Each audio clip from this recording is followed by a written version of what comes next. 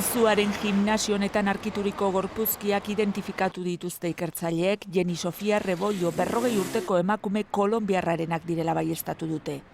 Ikerketa aurrera doa eta ertzaintzak ez du baztertzen biktima gehiago izatea.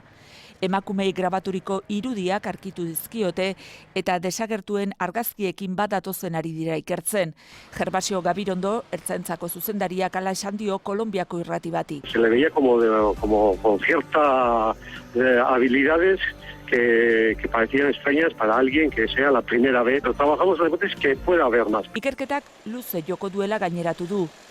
Bitartean, Basauriko espetxean lehen gaua egin du Juan Carlos Aguilarrek, bilketa leporatzen dizkiote oraingoz eta 40 urteko zigorra ezar diezaiokete.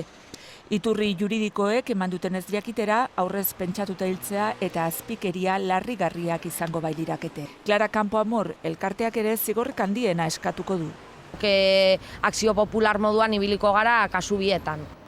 Ertzainak gimnasio arakatzen segitzen du Juan Carlos Aguilarren dokumentazio, arma eta informatika datuak aztertzen.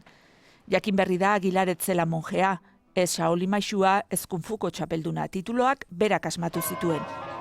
Erasoen kontrako protestak izango dira gaur ere kalean. Atzo, elkarretaratzea egin zuten Bilboko udaletxearen aurrean, udalak segurtasuna indartuko duela iragarri du.